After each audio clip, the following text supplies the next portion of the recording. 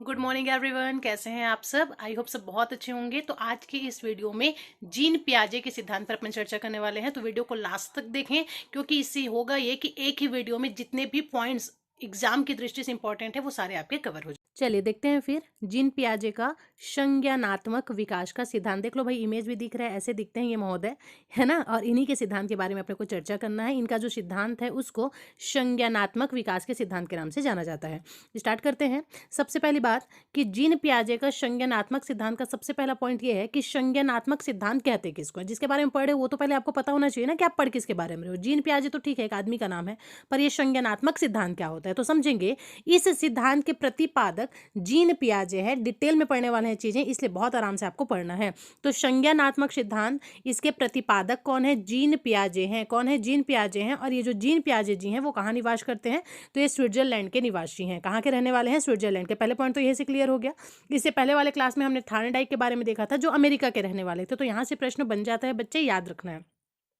Gene पियाजे ने संज्ञानात्मक सिद्धांत दिया था, स्विट्जरलैंड के रहने वाले हैं। जीन पियाजे के संज्ञानात्मक सिद्धांत के बारे में थोड़े से और पॉइंट। जीन पियाजे को विकासात्मक मनोविज्ञान का जनक माना जाता है। ध्यान रखना है, विकासात्मक मनोविज्ञान का जनक किसे कहा जाता है? तो जीन पियाजे को कहते हैं। जीन पियाजे का जन्म 1886 में स्विट्जरलैंड में हुआ था। तो विकासात्मक मनोविज्ञान का जनक किसे कहा जाता है? जीन पियाजे को कहा जाता है। पियाजे ने सर्वप्रथम the language of thought of the child पुस्तक 1923 में लिखी थी। इससे पहले हमने थार्नडाइक की 2 पुस्तकों के ऊपर चर्चा कर चुके हैं, है ना।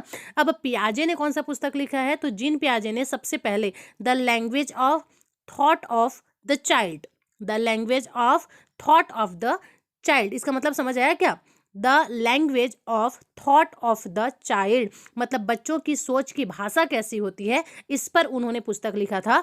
कब लिखा था? तो 1923 में लिखा था। अब देखिए संज्ञान के बारे में बात करती हूँ। जो हम देख रहे हैं संज्ञानात्मक विकास, ये संज्ञान क्या होता है? तो प्राणी का वह व्यापक और स्थायी ज्ञान जिससे वह वातावरण के माध्यम से ग्रहण करता है। आया क्या समझ में? प्राणी का वह व्यापक और स्थायी ज्ञान जिससे वह वातावरण के माध्यम से ग्रहण करता है, इसे क्या कहा जाता है? संज्ञान कहा जाता है। समझ आया संज्ञान क्या है?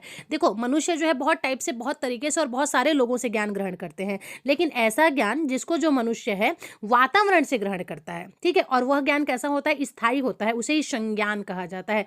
याद रहेगा। तो ऐसा ज्ञान जो कि स्थायी होता है और वातावरण से मनुष्य ग्रहण करता है, उसे ही हम क्या कहते हैं? संज्ञान कहते हैं। मुझे नहीं लगता इससे आसान भाषा में आपको ये पॉइंट कोई समझा सकता था। ठीक, तो संज्ञान क्या है?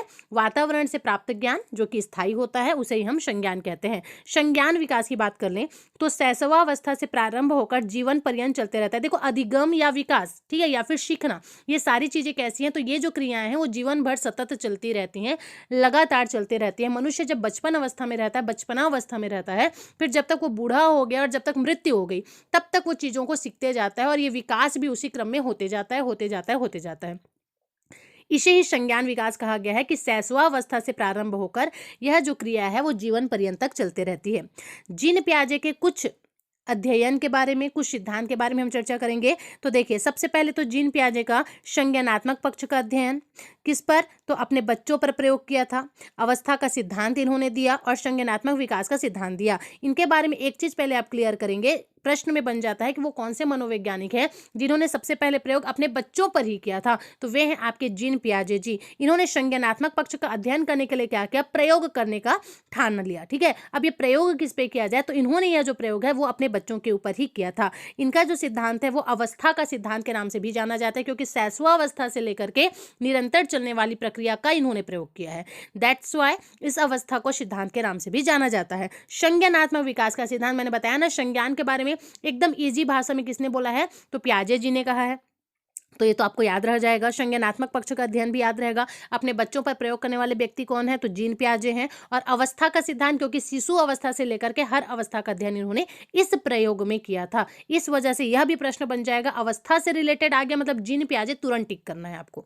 चलिए आगे बात करते हैं संज्ञानात्मक विकास की अवस्थाएं। अब देखो, अभी मैंने बताया ना कि अवस्था के विकास के बारे में इन्होंने क्या कहा है, तो इसकी अवस्थाओं के बारे में पहले मैं बता दूं। तो कुछ नाम दिए गए हैं इनकी अवस्थाओं को, इस पर भी मैं चर्चा करूंगी, जैसे कि होगी। सबसे पहले संवेदी गामक अवस्था। अब ये संवेदी गामक अवस्था कौन से एज को कहा जाता है, इस पर हम आगे देखेंगे, है ना। तो इनके पहले विकास की अवस्थाओं के बारे में आप देखें तो संवेदी गामक अवस्था। दूसरे नंबर पर है पूर्व संक्रियात्मक अवस्था। सबसे पहले संवेदी गामक अवस्था, सिर्फ देखो, रटना नहीं है ना, रटोगे तब जब मैं इसके एज के बारे में आपको बताऊंगी, तब ऑटोमेटिक याद हो जाएगा, रटने की जरूरत ही नहीं पड़ेगी।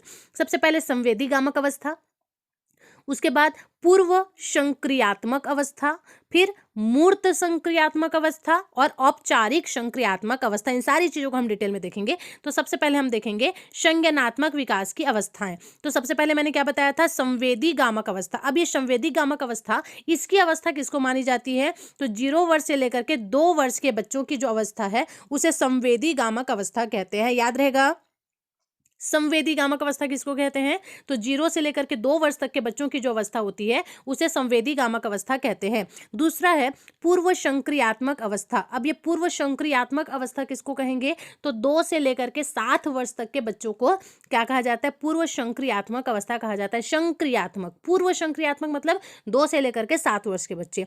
मूर्त संक्रियात्मक किसको कहते हैं, मूर्त संक्रियात्मक कहा जाता है 7 से 11 वर्ष के बच्चों को। और औपचारिक संक्रियात्मक अवस्था किसको कहते हैं, तो 11 से 18 वर्ष के बच्चों को। 4 ही अवस्था दिया है ना। सबसे पहले 0 से 2 वर्ष तक के बच्चों को क्या कहा जाता है, संवेदी गामक अवस्था। थोड़े से बड़े हुए 2 से 7 वर्ष के बच्चों को पूर्व संक्रियात्मक अवस्था, 7 से 11 वर्ष के बच्चों को मूर्त संक्रियात्मक अवस्था और 11 से 18 को औपचारिक संक्रियात्मक अवस्था के नाम से जाना जाता है। देखते हैं संज्ञानात्मक विकास की कौन कौन सी अवस्थाएं होती है। वही चीजें हैं जो मैंने पहले बताई आपको। सबसे पहले संवेदी पेशी अवस्था, ठीक है, 0 से 2 वर्ष की अवस्था। दूसरा मैंने बताया था कि पूर्व संक्रियात्मक अवस्था, जिसको आपका पूर्व क्रियात्मक अवस्था भी आप बोल सकते हो, 2 से 7 वर्ष तक होता है। अमूर्त संक्रियात्मक अवस्था ये 7 से 11 वर्ष का होता है। और मूर्त संक्रियात्मक अवस्था ये 11 से 18 वर्ष का होता है। अब देखते हैं आगे। अब देखो संवेदी गामक अवस्था किसको कहते हैं, तो अभी हमने देखा कि 0 से 2 वर्ष तक के जो बच्चे होते हैं इनकी अवस्था को ही संवेदी गामक अवस्था कहते हैं। अब देखिए, यह जन्म से 0 से 2 वर्ष की अवस्था होती है। वह वस्तुओं को देखकर, सुनकर, स्पर्श करके, गंध के द्वारा, स्वाद के माध्यम से ज्ञान ग्रहण करते हैं। तो पहला प्रश्न तो यहीं से आपका बन जाएगा कि संवेदी गामक अवस्था कौन सी अवस्था को कहते हैं। तो 0 से 2 वर्ष तक के जो बच्चे हैं उनको संवेदी गामक अवस्था के अंतर्गत रखा जाता है। तो इस अवस्था में क्या होता है, तो आप खुद अपने ऊपर लेकर के देखिए। आपने देखा होगा अपने आसपास या अपने घर में ही, जो बच्चे 0 वर्ष से होते हैं और 0 से 2 वर्ष तक के होते हैं वो क्या करते हैं, तो ये वस्तुओं को देख करके, यहाँ पर मैंने इमेज बनाया हुआ है वो आपको दिख रहा होगा, इस अवस्था की बात हो रही है। बच्चा जब इस अवस्था में होता है तो इस अवस्था में वो क्या करता है, वो जो है देखकर, सुन करके, स्पर्श करके, गंध के द्वारा तथा स्वाद के माध्यम से ज्ञान ग्रहण करता है। क्योंकि इस टाइम पर वो बोल तो नहीं पाएगा ना, 2 वर्ष 1 साल तक वो बोल लेगा, लेकिन जो इमेज यहाँ पर आपको पिक्स में दिख रही है इस अवस्था में वो नहीं बोल पाता है। तो वो क्या करता है, तो सुनने की कोशिश करता है, स्पर्श करके, गंध के द्वारा स्मेल लेकर के, स्वाद के माध्यम से कुछ आप खिलाते हो, ठीक है, तो ज्ञान ग्रहण करने की कोशिश करता है। तो इसे क्या कहा जाता है, संवेदी गामक अवस्था कहा जाता है। अब देखो संवेदी गामक अवस्था के बारे में थोड़े से और पॉइंट। इस अवस्था में बच्चा इंद्रियों के द्वारा कार्य करता है। आगे समझ में, जो हमारे शरीर में 5 प्रकार की इंद्रियां होती है, कौन कौन सा होता है, आंख होता है, कान होता है, नाक होता है, जीभ होता है और आपका स्किन होता है, त्वचा, है ना। ये 5 इंद्रियां होती है और इन्हीं 5 इंद्रियों के माध्यम से संवेदी गामक अवस्था में जो बच्चा है वो काम करने की कोशिश करता है, बोलने की कोशिश करता है, परिचितों का मुस्कान के साथ स्वागत करता है तथा आप परिचितों को देखकर भय प्रदर्शन करता है। बच्चा इस अवस्था में जब होता है तो एक ही चेहरा जिसको बार बार देख रहा है, बार बार देख रहा है, तो 3 महीने के बाद बच्चा चेहरा पहचानना चालू कर देता है। तो इस अवस्था में जिसको वो पहचानता है उसको देख करके स्माइल देगा, उसको देख करके हंसेगा, मतलब उसको देख करके वो स्वागत करता है। लेकिन वही जिसको वो नहीं पहचानता है, ठीक है, जिसको वो नहीं पहचानता है उनको देख करके वो रोने लगता है और भय प्रदर्शित करने लगता है कि मैं नहीं जानता ये बंदा कौन है। ठीक, जैसे कि आंख, नाक, कान, त्वचा, नागक क्रियाएं, पकड़ना, खेलना, लिखना, ये सारी चीजें वो इस अवस्था में सीख जाता है। बॉल को बार बार पकड़ना, फेंकना, फिर बजाना, झुनझुनी दे दो बच्चों को, उसको बजाते रहते हैं। तो ये सारी क्रियाएं आपकी संवेदी गामक अवस्था में होती है, जो कि अवस्था कौन सा होता है, 0 से 2 वर्ष तक की अवस्था होती है। चलिए आगे बात करते हैं पूर्व संक्रियात्मक अवस्था, जो कि मैंने बताया 2 से 7 वर्ष की आयु का होता है। तो 2 से 7 वर्ष में आप समझ चुके होंगे कि बच्चे चलना तो सीख गए हैं, बोलना भी सीख गए हैं ना।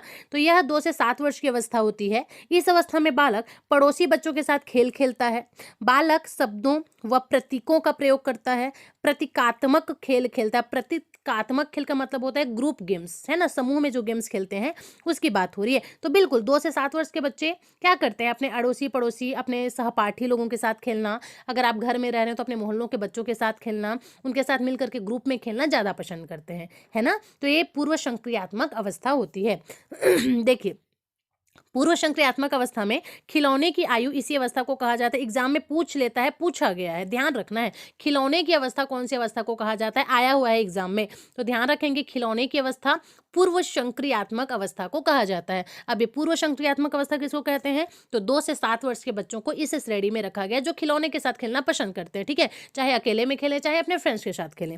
इस दौरान उनमें भाषा का विकास प्रारंभ हो जाता है। जब वो खिलौनों से खेलना चालू करते हैं तो ऑटोमेटिक भाषा का विकास इनके अंतर्गत प्रारंभ हो जाता है।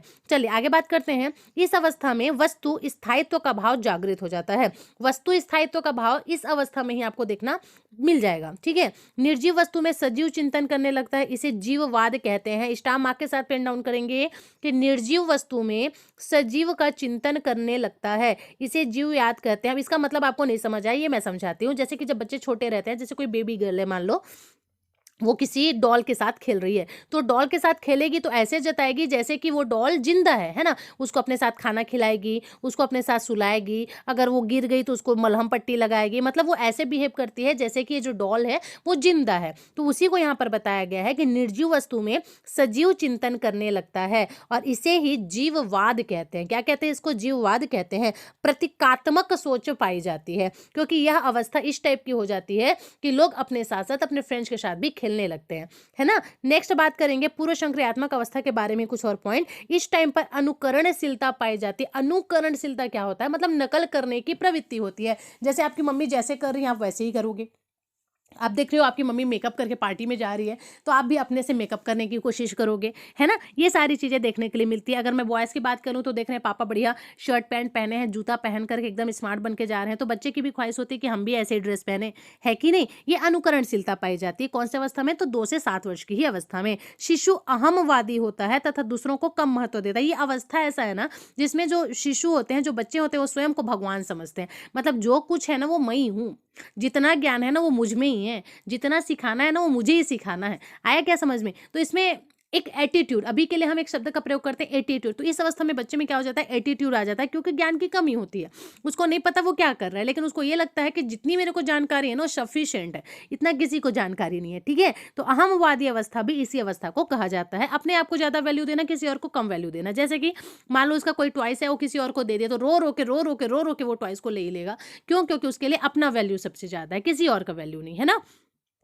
चलिए, मूर्त संक्रियात्मक अवस्था किसको कहते हैं, तो मूर्त संक्रियात्मक अवस्था यह 7 से 11 वर्ष की अवस्था को कहा जाता है। अब इस अवस्था के बारे में आप सबको पता होगा कि यह जो अवस्था होती है इसमें बालक का चिंतन और तर्क करना शुरू कर देते हैं। अब 7 साल का हो चुका है बच्चा, मतलब अब उसकी बुद्धि इतनी विकसित हो चुकी है कि किसी भी मैटर के बारे में वो सोच सकता है। अगर वो चीज़ गलत लग रही है या अगर वो चीज़ सही भी लग रही है तो आपके साथ तर्क वितर्क कर सकता है, बिल्कुल, कि नहीं ये तो सही था, आपने ऐसा क्यों किया, या ये तो गलत था, या आपने ऐसा क्यों किया, या मुझे ये ड्रेस नहीं चाहिए था, आपने ये क्यों दिलाया, और मुझे वही ड्रेस चाहिए, मुझे वही चाहिए।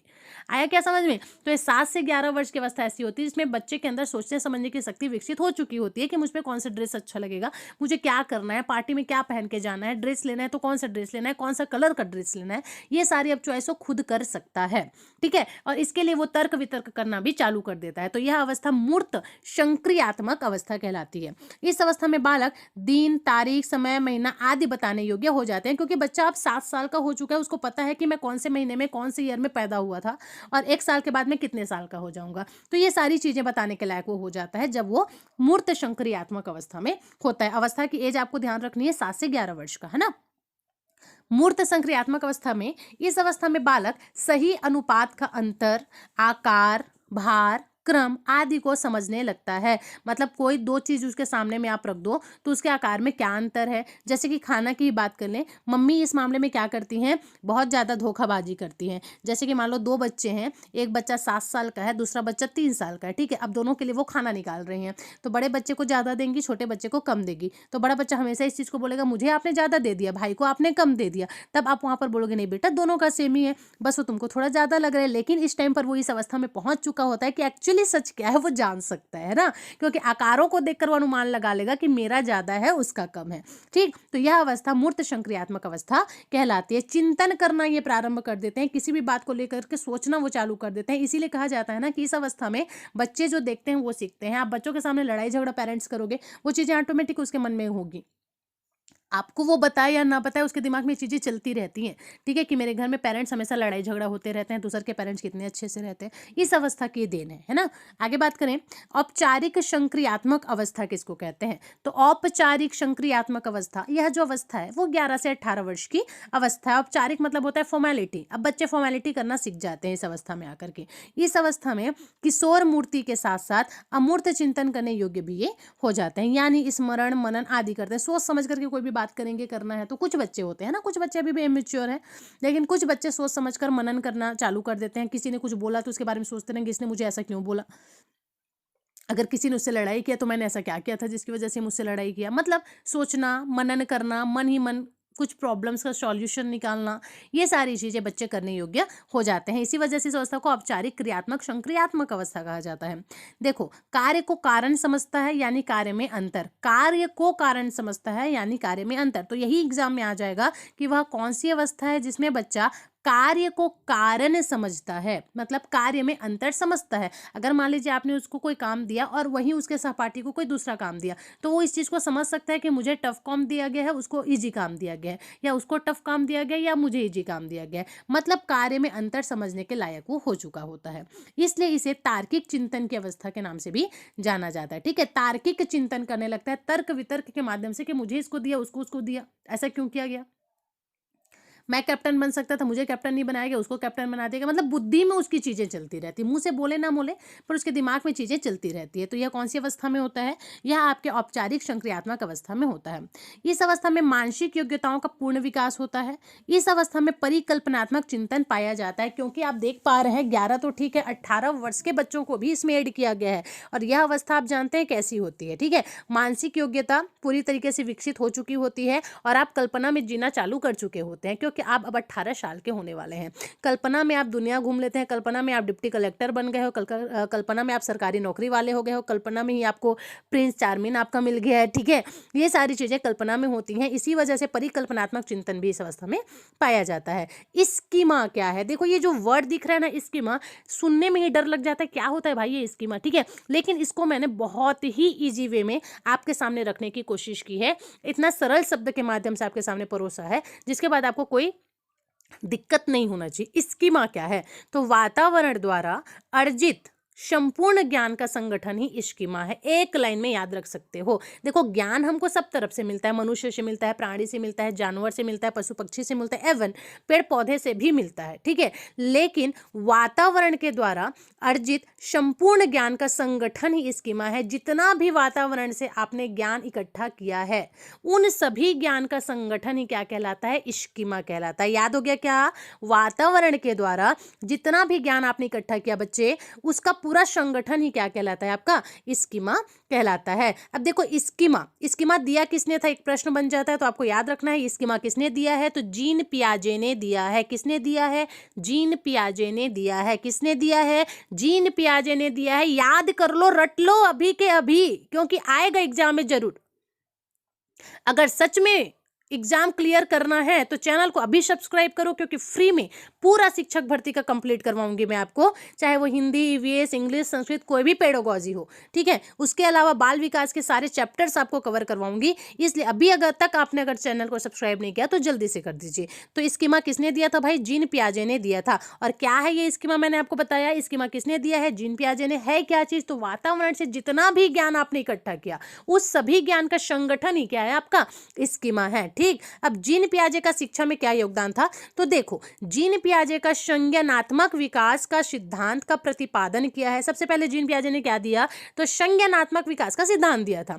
इससे क्या होता है? तो बाल केंद्रीय शिक्षा पर बल दिया था। जीन पियाजे ही वो व्यक्ति हैं जिसने बच्चों की शिक्षा पर बल दिया था। किसके लिए? बच्चों की शिक्षा पर बल दिया था। इन्होंने जितने प्रयोग किए ना, वो बच्चों पर ही किए हैं, अपने ही बच्चों पर इन्होंने प्रयोग किया। उसके बाद निष्कर्ष निकालने के बाद आपके सामने बात को परोसा है। तो आपको इस पॉइंट को याद रखना है कि जीन पियाजे ही हैं जिन्होंने स्कीमा दिया था। स्कीमा क्या है? तो वातावरण से प्राप्त संपूर्ण ज्ञान का संगठन स्कीमा कहलाता है। इसके अलावा बच्चों पर इन्होंने प्रयोग किया था, बच्चों की हर अवस्था को पहचानने की कोशिश किया। किसके माध्यम से? तो प्रयोगों के माध्यम से। तो बाल केंद्रित शिक्षा पर बल किसने दिया था भाई? जीन पियाजे ने दिया था। याद रहेगा। तो इस प्रकार से जीन पियाजे से रिलेटेड सारे पॉइंट्स को एक ही वीडियो में मैंने इंक्लूड कर दिया। हमेशा की तरह फिर से बोलूंगी, नोट्स बनाइए, अपने हाथ से लिखिए, एक एक पॉइंट को लिखो। 10 से 15 मिनट का ही वीडियो है, ज्यादा लंबा नहीं है, इसलिए छोटा छोटा वीडियो बना रही हूं ताकि आपको लिखने में आसानी हो।